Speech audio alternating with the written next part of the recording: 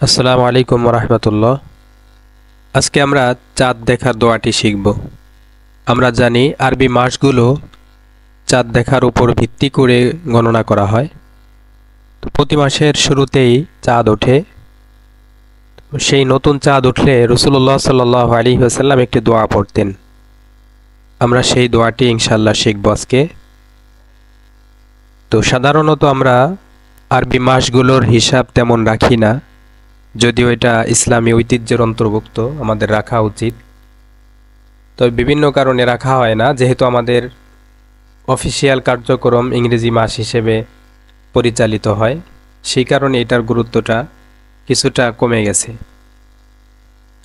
তবে বিশেষ করে রমজান মাস এবং শাওয়াল মাসের চাঁদটা আমরা সবাই দেখে থাকি, ছোট বড় সবাই।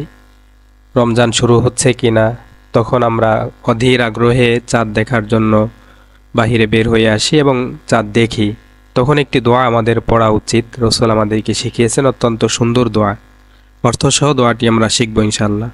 এরপরে রমজান শেষে ঈদের চাঁদ আমরা দেখি, তো সেই ঈদের চাঁদ দেখেও একটি দোয়া আমাদের পড়া উচিত। সেই দোয়াটি ইনশাআল্লাহ আজ আমরা অর্থসহ শিখব। চলুন আমরা দোয়াটি শিখি। নতুন চাঁদ দেখার দোয়া। আল্লাহুম্মা আহিল্লাহু আলাইনা বিল আমনি ওয়াল ঈমানি ওয়াস সালামাতি ওয়াল ইসলামি ওয়াত তাওফীকি লিমা তুহিব্বু ওয়া তারদা রব্বি ওয়া রাব্বুকাল্লাহ। আমি আবার বলছি, আল্লাহুম্মা আহিল্লাহু আলাইনা বিল আমনি ওয়াল ঈমানি والسلامة والإسلام والتوفيق لما تحب وترضى ربي وربك الله। নিচে উচ্চারণ দেয়া আছে, আমরা উচ্চারণ দেখে না শিখি। যেহেতু আমরা এখানে দোয়াটি পড়ে শুনিয়েছি, শুনে শুনে আমরা মুখস্থ করব, উচ্চারণ দেখে মুখস্থ করব না, তাহলে আরবির সঠিক উচ্চারণ আসে না, ভুল উচ্চারণ হয়। আরবি মাখরাজ অনুযায়ী উচ্চারণ করাটা জরুরি। সেই কারণে আমরা শুনে শুনে আরবি শিখব, বাংলা উচ্চারণ দেখে কখনো শিখব না। তো আপনাদের সুবিধার্থে উচ্চারণটা দেয়া হয়েছে যেন সহযোগিতা নিতে পারেন।